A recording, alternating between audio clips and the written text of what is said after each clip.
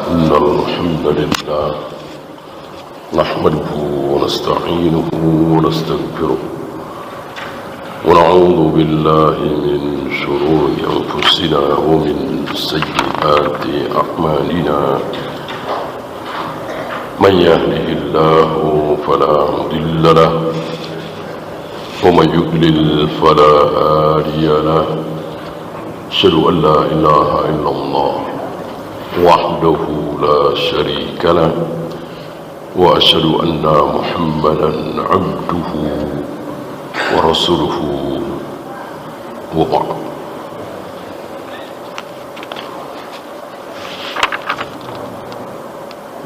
Kita sampai dua sayap burung. Beliau mengibaratkan Al-Quran dan Sunnah itu dua sayap burung. Jangan sampai berat sebelah. Dua sayap burung tentu betul-betul sama. Akan berbahaya kalau berbeda. Begitu pula dengan Al-Quran dan Sunnah. Karena ada orang yang mahir betul. Surat sekian sekian, surat sekian sekian, surat sekian. Dia menguasai Al-Quran. Tetapi sutroh solat dia nggak tahu. Bahwa sholat itu harus pakai sutroh, ini kan nggak ada di Al-Quran. Dia nggak tahu. Bahwa Nabi melarang menyandarkan tangan kiri ke belakang. Satu, ya. Itu duduknya al-maktubi alaihi. Dia nggak tahu.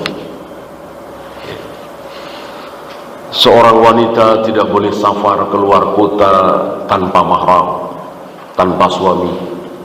Dia nggak tahu. Padahal itu hal yang mestinya diketahui oleh seorang muslim. Sementara surat sekian surat sekian dia tahu. Gitu.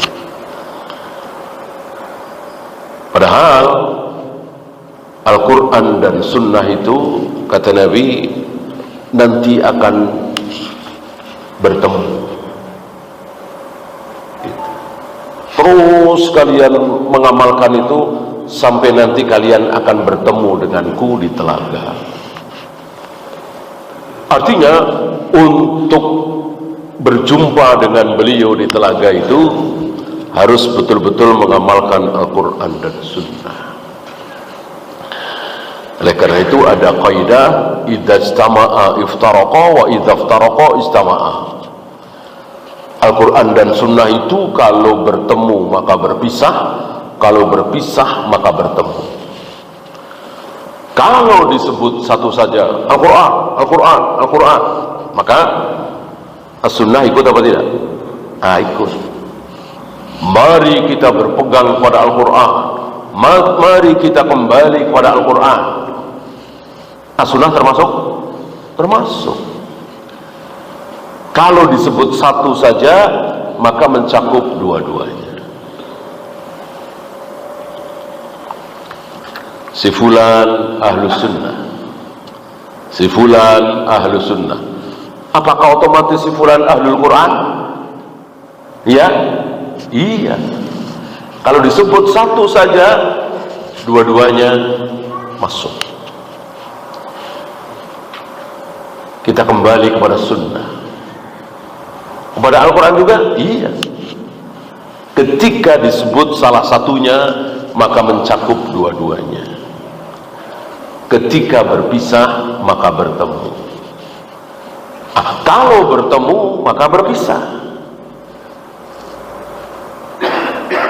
Ya, kita kembali kepada Al-Quran dan Sunnah. Maka bisa Al-Quran lain, As-Sunnah lain.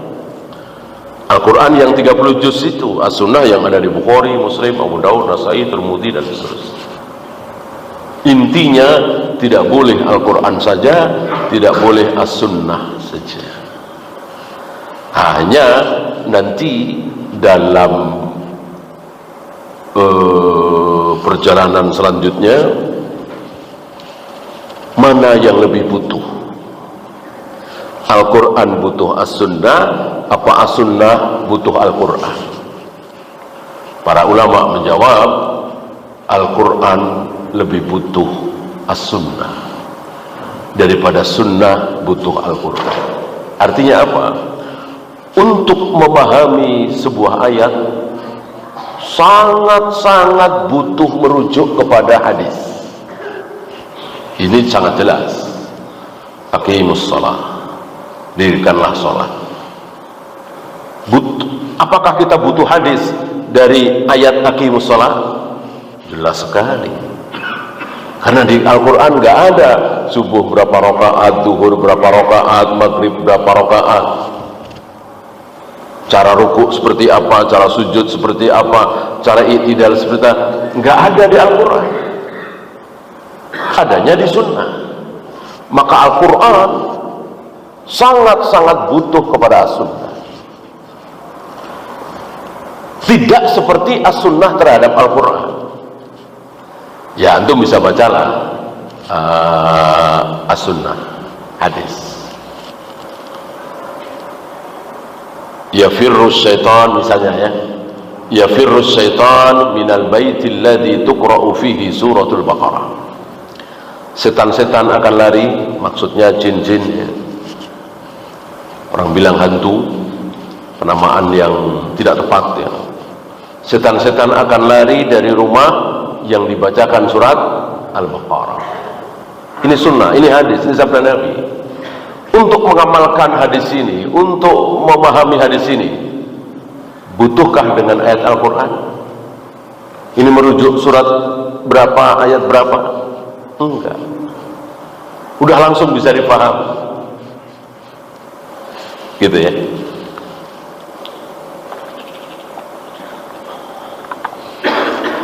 La tusaddur rihalu illa ila salasati masajid. Tidak boleh dipersiapkan perjalanan, maksudnya perjalanan ibadah, kecuali menuju 3 masjid.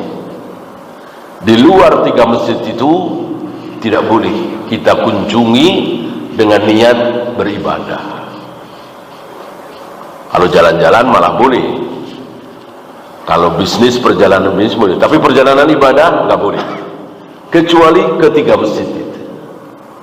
Di luar 3 masjid itu tidak boleh kita kunjungi secara niat dari rumah. Saya mau sholat di masjid Bandung, saya mau iktikaf di masjid di Banda Aceh, saya mau iktikaf di masjid Kuala Lumpur. Nggak boleh, nggak boleh. Carilah, kalau hanya untuk sholat, hanya untuk iktikaf, cari masjid terdekat, jangan jauh-jauh, kecuali 3 masjid itu. Itu sabda Nabi, la tusaddur rihal illa ila salasati masajid. Tidak boleh disiapkan perjalanan ibadah kecuali menuju 3 masjid. Nah, untuk mengamalkan hadis ini, perlukah merujuk surat apa, ayat berapa? Enggak perlu, udah jelas gitu.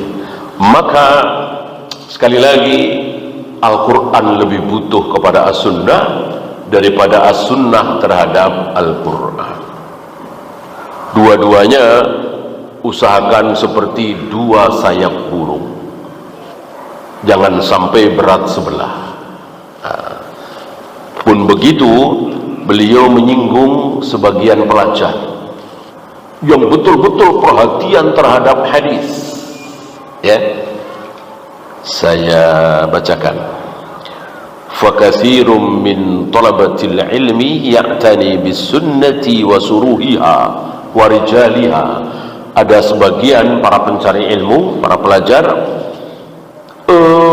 betul-betul sangat perhatian terhadap sunnah, syarah-syarahnya, rijal-rijalnya, perawinya, mustalahnya, i'tinaan kamilan, betul-betul diperhatikan secara sempurna. Lakin law sa'altahu an ayatin min kitabillah, tapi ketika kita tanya tentang sebuah ayat dalam Al-Quran, la ra'aitahu jahilan biha, dia nggak tahu, ini pun salah, ini pun keliru, jangan sampai berat sebelah. Oleh karena itu dari kecil diawali dengan hafalan Al-Quran. Ini salaf kita ya, salaf kita seperti itu. Usia TK, kelas 1 SD, kelas 2 SD, kelas 3 SD, terus digeber dengan hafalan-hafalan Al-Quran. Maka kaum salaf kita itu anak-anak zaman dahulu umur 7 tahun, 8 tahun, 10 tahun, belasan tahun hafal Al-Quran banyak, bukan 1-2, bukan cuma Imam Syafi'i, banyak ya.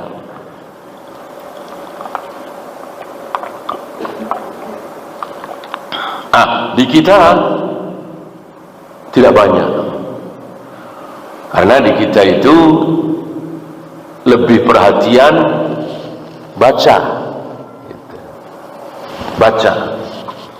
Jadi kalau TK, SD, itu dilatih baca Al-Quran, hafalan nanti. Kalau para salaf justru terbalik, mumpung masih kuat hafalan, sampai dikatakan ini usia emas untuk menghafal. Kalau yang tua-tua seperti kita kan sudah, ya mau nambah 1 juz saja sudah sulit, sudah 40, sudah 50, ya kan? Anak-anak TK, SD itu sedang tajam-tajamnya untuk menghafal. Nah, mumpung sedang kuat-kuatnya daya hafal, terus digeber hafalan. Karena bacaan itu kan butuh logika. Kalau fathah A, kalau dhammah U, kalau kasroh I, ini kan butuh penalaran. Penalaran itu butuh usia. Kalau hafalan tidak, nunggu usia lebih lanjut, baru penalaran itu muncul. Makin tua lagi, makin muncul lagi penalaran, logika. Oleh karena itu ulama-ulama dahulu yang tua-tua, yang hafalannya sudah melemah, tapi daya nalarnya luar biasa, terus bertambah daya nalarnya sesuai dengan bertambahnya usia. Ya tentu nanti menurun lagi. Wa hadza ghalatun kabir, ini kesalahan besar seperti ini. Perhatian besar luar biasa terhadap sunnah, tapi dengan Alkitab nggak tahu apa-apa. Sama dengan tadi, surah sekian ayat sekian, surah sekian, hafal dia tahu, tetapi sedikit sekali pengetahuan tentang sunnah. Padahal tadi ini lebih berbahaya tentunya. Kalau sunnah kan langsung bisa difahami tanpa Al-Quran. Al-Quran tidak bisa difahami tanpa sunnah. Ya, banyak sekali yang kita nggak tahu apa-apa tentang sebuah ayat kalau tidak merujuk kepada as-sunnah. Walamma qada Zaidun minha watara, ketika Zaid, satu-satunya sahabat yang namanya disebut ya, dalam Al-Quran, Zaid. Walamma qada Zaidun minha watara, ketika Zaid sudah mentalak istrinya, aku nikahkan engkau dengan dia. Tentu timbul pertanyaan, Zaid siapa? Engkau siapa? Dia siapa? Ya kan? Ayat Al-Qur'annya cuma seperti itu. Kalau kita tidak baca hadis, tidak baca sunnah, ya nggak akan paham. Setelah baca hadis, baca sunnah baru paham. Oh, Zaid yang dimaksud Zaid bin Haritha, seorang yang sangat disayang oleh Nabi SAW. Engkonya Rasulullah SAW, dianya jandanya Zaid, ya, Zainab. Jadi ketika Zaid sudah menceraikan istrinya yaitu Zainab, aku nikahkan engkau ya Muhammad dengan Zainab. Satu-satunya pernikahan di muka bumi yang walinya adalah Allah langsung dari atas arsy-Nya. Tidak ada pernikahan yang walinya Allah langsung kecuali ini. Atau dari mana? Dari sunnah, dari hadis. Di Al-Quran nggak ada di situ. Ya. Maka Al-Quran sangat-sangat butuh dengan hadis.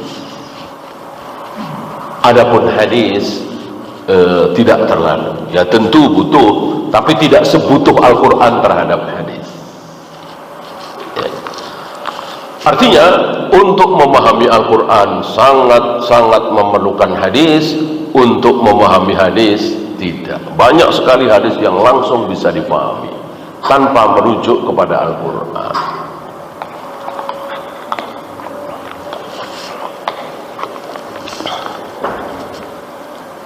Fala budda an yakuna al-kitabu was-sunnatu janahaini lak. Maka tidak boleh tidak, Al-Quran dan Sunnah itu harus menjadi seperti dua sayap burung.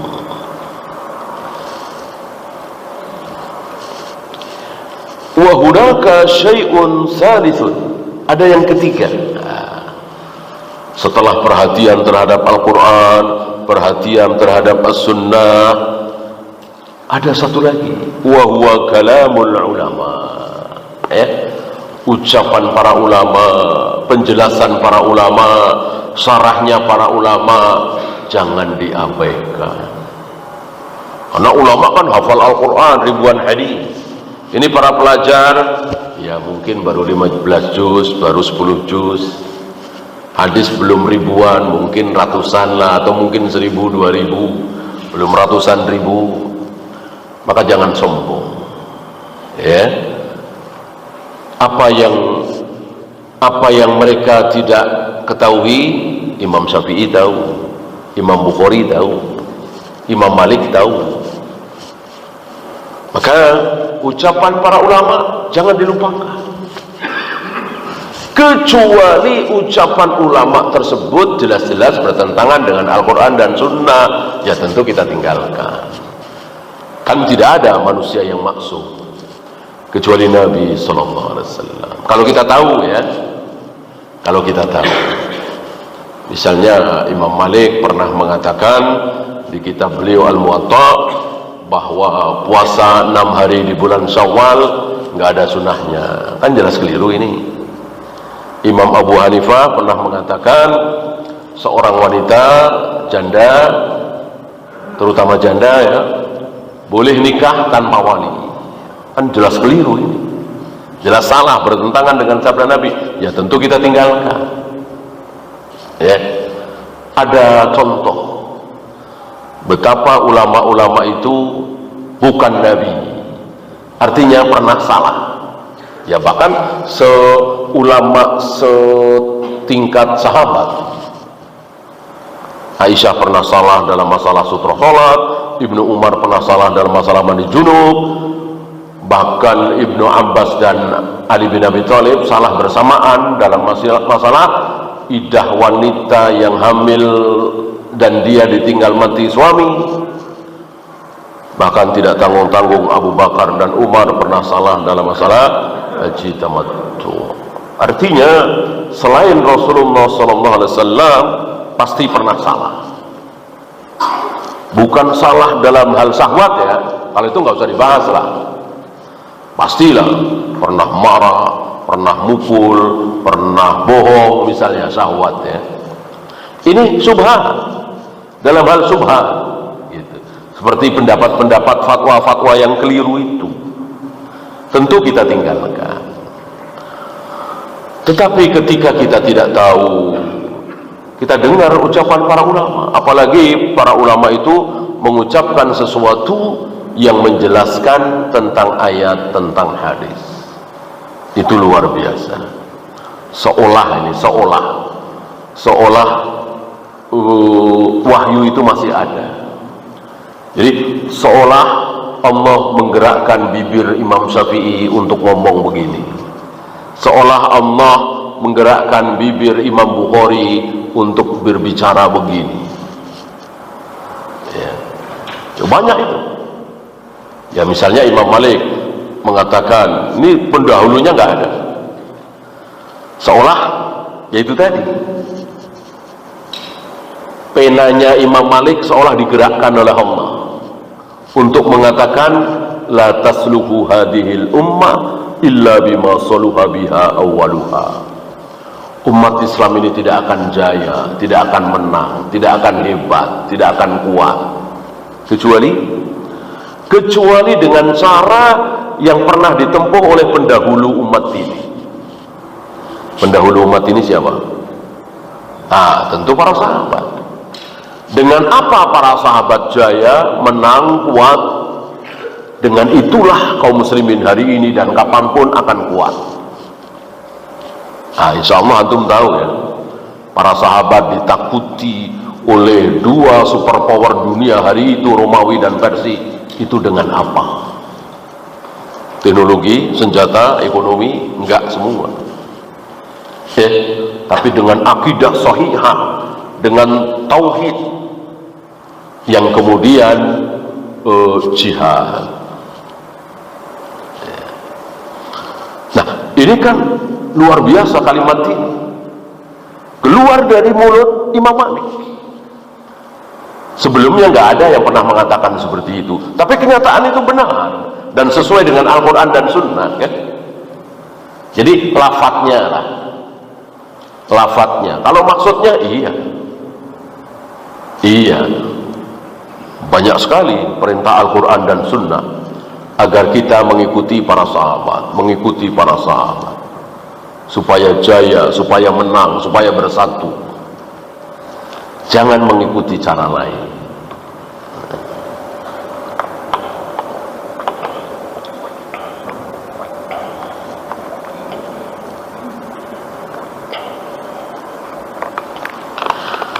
Fala tuhmil kalam al-ulama wala taghfil anhu.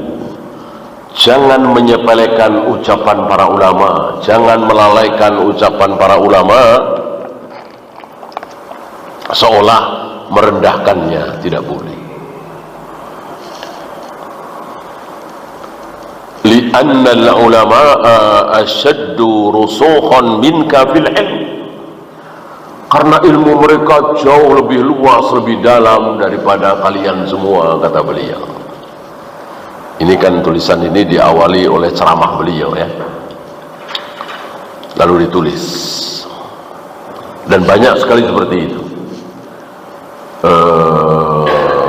Pelajaran ceramah selama berbulan-bulan, bertahun, akhirnya menjadi sebuah kitab, sebuah buku. Imam Bukhari itu nggak tanggung-tanggung 15 sampai 16 tahun ya pelajaran itu, jadilah Sahih Bukhari. Sama dengan Ibnu Hajar, sarah Sahih Bukhari, Fathul Bari, itu hampir 18 tahun dalam majelis ditulis.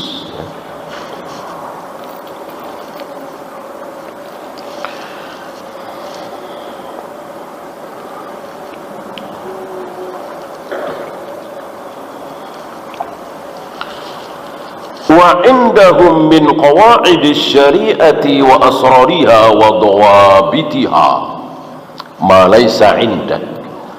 Mereka mempunyai kaidah-kaidah syar'i, dawabit, mempunyai, kalau istilah kita, rumus-rumus, dasar-dasar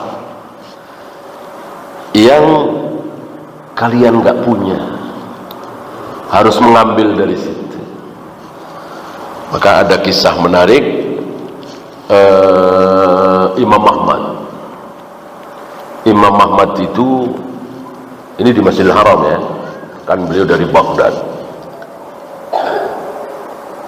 di Masjidil Haram, Masjid Nabawi, sampai hari ini kan, yang ulama-ulama besar justru ngajar di masjid, yang ulama-ulama di bawahnya justru ngajar di kampus-kampus. Kalau di kita kan kebalikan, yang profesor, doktor, yang pintar-pintar di kampus-kampus, yang di masjid-masjid ya yang kecil-kecil. Kalau di Masjid Nabawi, di Masjidil Haram kebalik, yang di masjid itu yang luar biasa. Syekh Utsaimin kan, waktu itu Syekh bin Baz, sampai hari ini kan Syekh Abdul Razak dan seterusnya kan, jarang ke kampus. Nah, di situ ada suyuk ulama-ulama senior tua, Sufyan bin Uyainah, Sufyan Ats-Tsauri. Nah, ada anak muda, nggak terlalu tua, Muhammad bin Idris, Imam Syafi'i. Nah, Imam Ahmad yang masih muda, mungkin belasan tahun, 20 tahun ya, bersama teman-temannya dari Baghdad, itu datang ke Masjidil Haram, ya seperti itu mulazamah ya.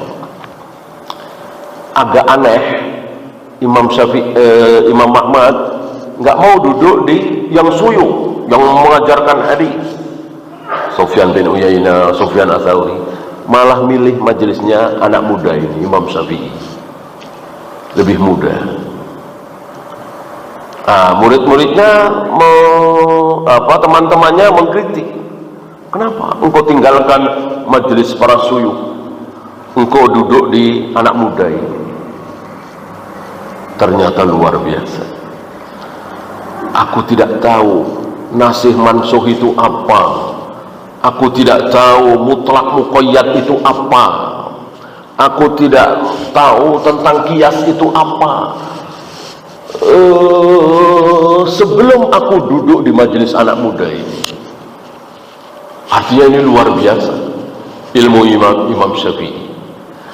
Kalau majelis hadis aku bisa menyusul, ya lihat catatan temannya bisa, haddatsana fulan, haddatsana fulan, haddatsana fulan, ya kan, isinya begitu. Kalau ini tidak bisa, harus diterangkan mana ayat-ayat yang mansuh, mana nasiknya, mana yang mutlak, mana yang muqayyad, mana yang am, mana yang khas. Aku nggak tahu, kecuali setelah duduk di majelis anak muda ini yang dimaksud Imam Syafi'i. Begitu kira-kira ya. Jadi ulama-ulama itu bisa membuka mata para pelajar, sehingga para pelajar itu bisa tahu kaidah-kaidah. Kan Al-Quran dan Sunnah itu kan bukan sekedar dihafal, ada sesuatu. Bahkan ada seorang imam, saya lupa namanya, itu mengatakan, setiap kali aku membaca kitab Ar-Risalah, tulisan Imam Syafi'i, aku selalu mendapatkan sesuatu yang baru. Padahal diulang-ulang, ya kitab kan itu-itu aja, masa berubah? Nggak berubah kitab Ar-Risalah itu. Tapi setiap kali aku baca, ada sesuatu yang baru, ada sesuatu yang baru, menunjukkan bahwa si penulisnya itu tepat ya. Makanya kita lihat Al-Quran dan Sunnah penuh dengan apa? Penuh dengan fawaid. Fawaidnya penuh luar biasa.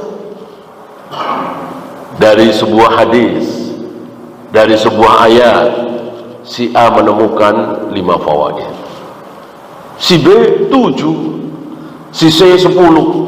Padahal hadisnya itu aja, ayatnya itu aja. Masing-masing Allah berikan akal masing-masing. Ya. Maka antum masih ingat tanah ada berapa? Tanah ada berapa? Tanah ada 3. Tanah dalam hal menyerap air itu ada 3 macam. Begitulah ulama, begitulah para pelajar. Dalam menyerap ilmu ada 3 macam. Orang pada umumnya ya, ketika diberi ilmu pengetahuan itu dibagi 3, seperti tanah. Ini sabda Nabi SAW. Ada yang paling buruk, tanah bernama Ki'an. Itu tanah mirip-mirip batu, tanah cadas. Jadi ketika air datang nggak bisa menyerap sama sekali. Ini yang paling buruk. Ketika datang ilmu nggak bisa menyerap sama sekali.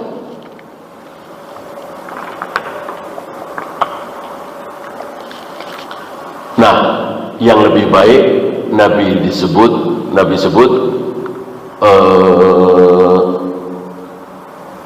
Taifat Ajadib, itu tanah yang bisa menyerap air. Jadi ketika ada air hujan dari langit diserap oleh tanah ini. Ketika orang butuh air, sementara berbulan-bulan tidak turun hujan, tinggal digali itu air, ada airnya. Jadi dia mendapatkan ilmu. Man jaa bil hasanati falahu asyru amsalihha, misalnya. Barang siapa yang melakukan sebuah kebaikan, balasannya 10 kali lipat. Ya udah, sampai di situ. Dia sampaikan lagi. Menerima air, memberikan air. Bagus. Nah, ada yang lebih bagus lagi. Disebut oleh Nabi Taifatun Thayyibah. Bagaimana tanah ini? Dia mendapatkan air dari langit. Setelah dia mendapatkan air dari langit, dia keluarkan dari dirinya tanah itu padi, jagung, rambutan, duku, duren, dan seterusnya. Padahal yang dia terima dari atas cuma air. Yang dia keluarkan luar biasa. Tanam-tanaman, tumbuh-tumbuhan, buah-buahan. Ini yang terbaik. Ya. Dari sabda Nabi itu dia bisa mengeluarkan 10 kesimpulan, 15 kesimpulan. Bahkan Imam Syafi'i pernah bermalam di rumah Imam Ahmad, diperhatikan oleh anaknya, nggak sholat malam. Sesuatu yang aneh ya.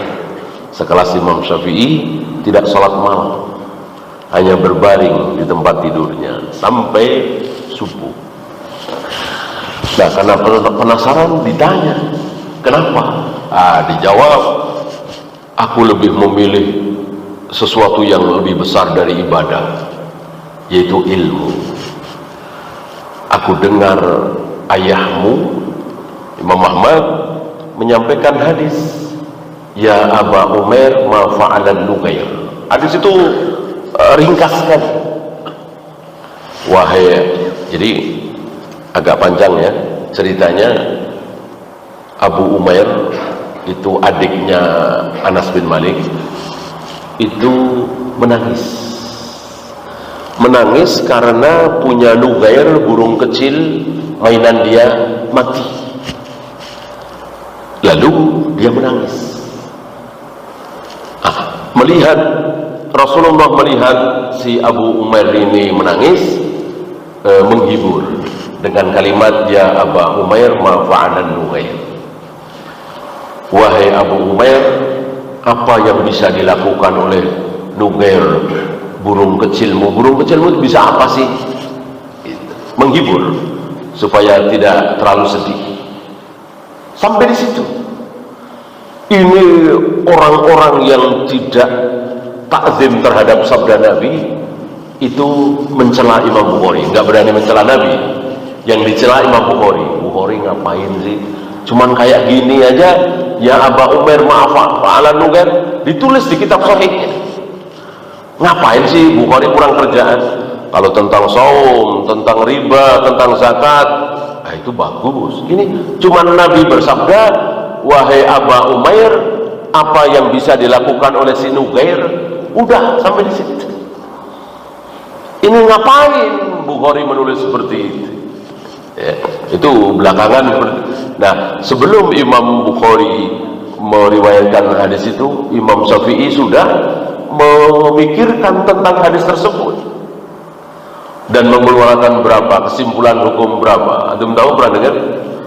Hampir 2000 kesimpulan hukum fawaid dari hadis ya Aba Umair ma'afa'alan nugair. Ini luar biasa. Yang Imam Ahmad tidak sampai ke situ, apalagi kita semua. Inilah Allah memberikan ilmu kepada para ulama itu betul-betul terserah Allah. Yang ini kuat hafalannya, yang ini nggak terlalu kuat tapi luar biasa pemahamannya, fawaidnya. Kalau ngomong bisa bikin orang terkagum-kagum. Oh iya begitu ya, begitu ya. Sementara yang ini hafalan aja. Ya udah disampaikan, ya bagus.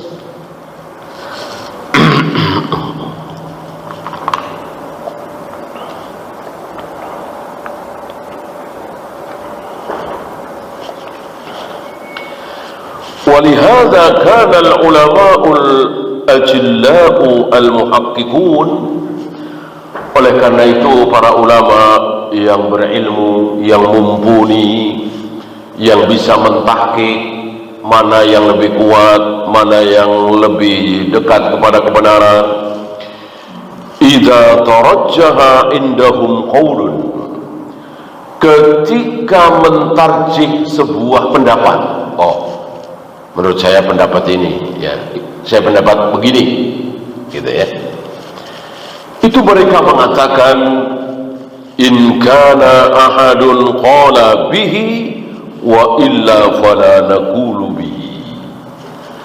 Kalau ada yang berpendapat seperti aku ini sebelumnya, aku ikut. Kalau tidak, enggak. Jadi para ulama itu enggak sok-sokan. Nih, akulah yang pertama kali mengatakan ini, enggak. Justru ingin ucapan dia itu, pendapat dia itu ada pendahulunya. Kalau nggak ada pendahulunya, nggak berani. Inilah para ulama. Ya karena memang ya tidak ada lah penemuan baru dalam agama, kan nggak ada. Agama terbaik itu adalah di awal apa di akhir? Di awal. Agama terbaik, pemahaman terbaik ya ketika Jibril turun zaman wahyu, ketika Nabi masih hidup bersama para sahabat.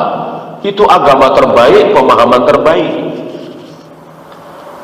Tabi'in menurun, atba'u tabi'in menurun lagi, menurun terus sampai nanti berada di puncak keburukan. La yuqalu fil ardi Allah. Nah, dengan kaidah ini maka para ulama tidak sosokan tadi. Jadi kalau berpendapat dengan sebuah pendapat harus ada pendahulunya. Kalau nggak ada pendahulunya nggak boleh. Nah, kecuali ayatnya jelas, hadisnya jelas. Ya.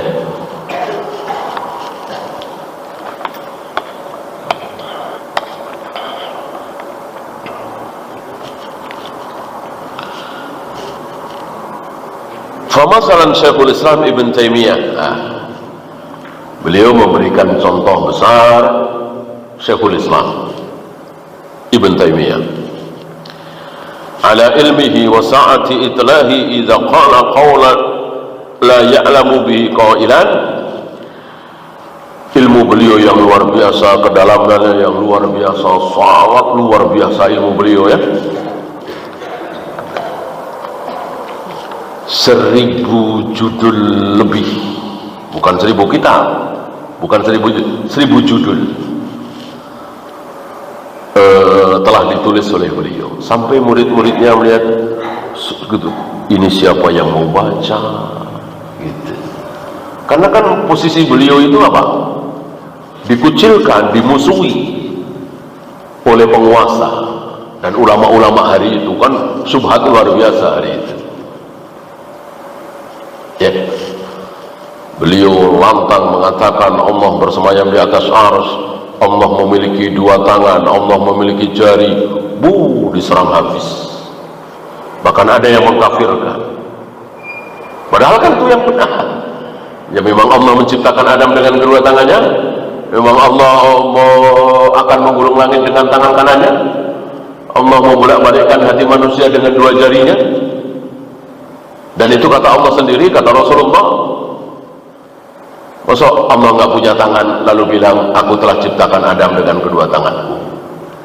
Tapi karena subhat sudah luar biasa, hari itu seolah hampir seluruh kaum muslimin mengatakan ahlu sunnah adalah Asy'ariyah dan Maturidiyah. Maka dipenjara ya. Terutama saat beliau mengatakan sesuatu yang berbeda dengan A'immatul Arba'ah, imam yang empat. Imam yang empat mengatakan talak tiga yang diucapkan sekaligus, aku talak engkau, aku talak engkau, aku talak engkau, atau aku talak engkau talak tiga.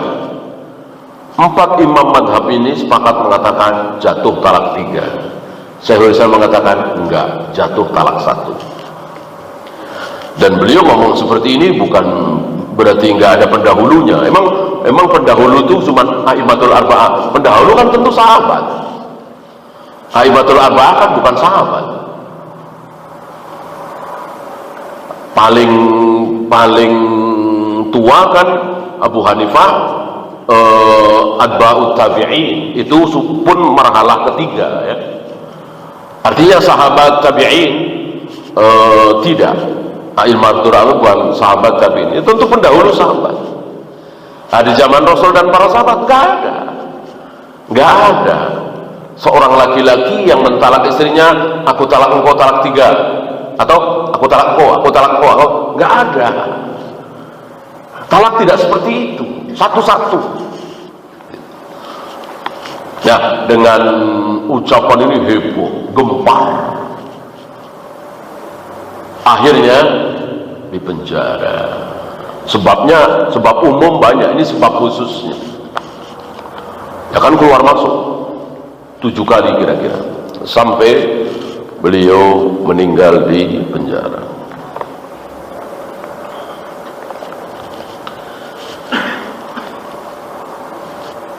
Ana aqulu bihi wa in kana qad qila bihi wa la ya'khudhu bi ra'yihi.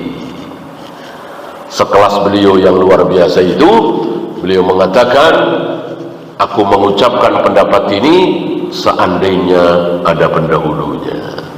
Seandainya tidak ada pendahulunya, aku tidak mengucapkan ini. Lidza yajibu 'ala talibil ilmi ar-ruju'u ila kitabillah wa sunnati rasulih sallallahu alaihi wasallam wa ayyasta'ina bi kalamil ulama.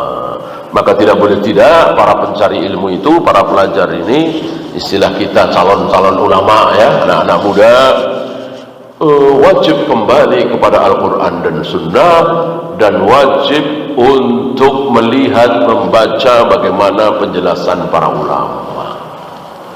Jangan merasa tidak butuh,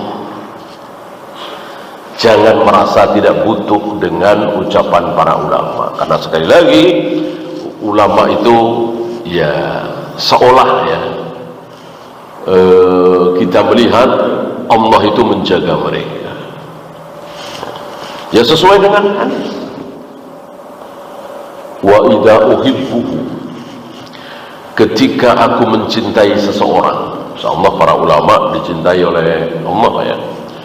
Allah mengatakan ketika aku mencintai seseorang, maka aku menjadi mata dia, aku menjadi telinga dia, aku menjadi lisan dia, Maksudnya dipelihara, dijaga.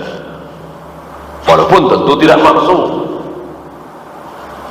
Kalau maksum Rasulullah, dijaganya itu betul-betul dengan turunnya wahyu dan semuanya. Kalau para ulama, yang ini dijaga, yang ini enggak. Ya, seperti Imam Malik mengatakan tadi kan, tidak akan jaya umat ini kecuali dengan cara yang telah ditempuh oleh pendahulu umat ini. Nah, ini dijaga oleh Allah. Artinya dibimbing sehingga benar. Adapun Imam Malik mengatakan puasa 6 hari di bulan Syawal enggak ada, nah ini tidak dijaga oleh Allah. Salah gitu. Kalau Rasulullah kan semuanya dijaga oleh Allah. Artinya Allah tidak akan pernah membiarkan Rasulnya berbuat salah. Ketika salah ditegur, ketika salah turun wahyu. Gitu.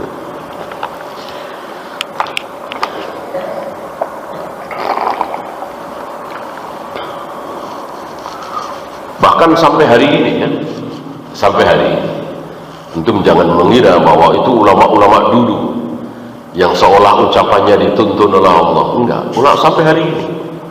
Mungkin antum pernah dengar ucapan Syahalbani yang mengatakan tidak adanya negara Islam yang betul-betul berdasarkan Al-Quran dan Sunnah, betul-betul mutlak, ini pokoknya negara Islam gitu. Enggak ada, enggak sempurna. Kata beliau, ketika sebuah negara tidak menyatakan dirinya ini berdasarkan Al-Quran dan hadis, ya seperti negara Indonesia lah. Negara Indonesia kan disebutnya berdasarkan Pancasila. Negara Indonesia tidak menyatakan dalam undang-undang dasarnya itu berdasarkan Al-Quran dan hadis.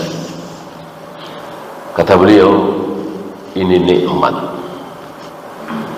Ini nikmat. Ya, ini patut disyukuri.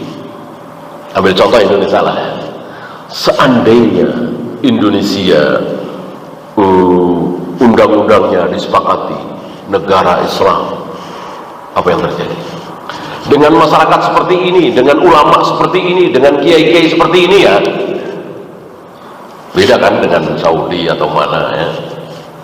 Seandainya dengan masyarakat seperti ini, dengan ulama, kiai, tokoh-tokoh Islam seperti ini, tetapi judul Indonesia adalah negara Islam berdasarkan Al-Quran dan hadis misalnya, apa yang terjadi? Kira-kira apa yang terjadi? Ada aturan apa yang akan muncul?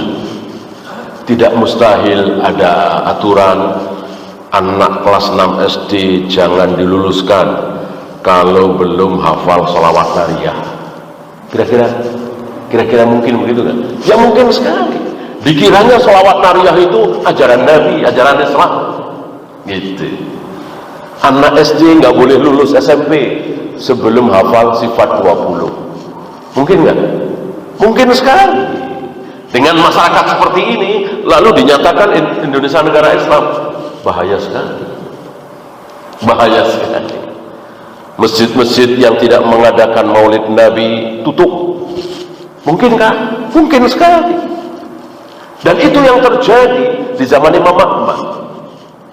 Ya, ulama yang mengatakan bahwa Al-Quran itu kalamullah, bukan makhluk, tangkap. Itu yang terjadi kan? Sampai Imam Ahmad dipenjara 30 bulan kira-kira, karena tidak mau mengatakan bahwa Al-Quran adalah makhluk. Kenapa? Karena negara khalifah waktu itu, Khalifah Al-Ma'mun, sangat perhatian terhadap Islam, ingin melindungi Islam, tapi beliau terkena subhat, salah paham terhadap ajaran Islam, wabil khusus tentang Al-Quran itu makhluk atau bukan. Ini kan bahaya. Mendingan sekarang bebas. Masjid ngadain maulid silakan, nggak ngadain silakan. Yang kulut subuh yang enggak silakan. Mau ngomong apa silakan. Bebas. yang ngomong bisa, yang katanya bisa bicara sama semut saja dibiarin, nggak ditangkap, ya kan? Udah bebas. Nah, alhamdulillah kita manfaatkan ini. Mumpung bebas sebebasnya, jangan diem, jangan sayup-sayup, teriak bahwa Al-Quran adalah kalam Allah, bahwa Maulid Nabi bid'ah. Ya 1000 orang nggak percaya, 100 orang percaya, alhamdulillah. Mumpung bebas. Di beberapa negara nggak bebas, seperti negara mayoritas muslim tetangga kita ya kan, nggak bebas. Pemerintah ikut mengawasi. Bahkan untuk khotib Jumat saja harus bikin teks dulu, harus ada konsepnya dulu, diserahkan dan seterusnya. Alhamdulillah kita tidak ada wacana seperti itu, caci maki. Kan ada wacana seperti itu kan, khotib Jumat, dai diawasi, ya caci maki. Artinya alhamdulillah tetap bebas. Nah, mumpung bebas, maka teriakkan, jangan pelan-pelan. Ya mereka yang mengatakan bisa ngatur angin, bisa bicara dengan malaikat, nggak malu-malu. Kenapa kita malu-malu mengatakan ini syirik, ini bid'ah? Sampaikan agar umat ini tidak tertipu, agar umat ini selamat. Wallahu a'lam. Ya, itu saja. Ada pertanyaan, silakan.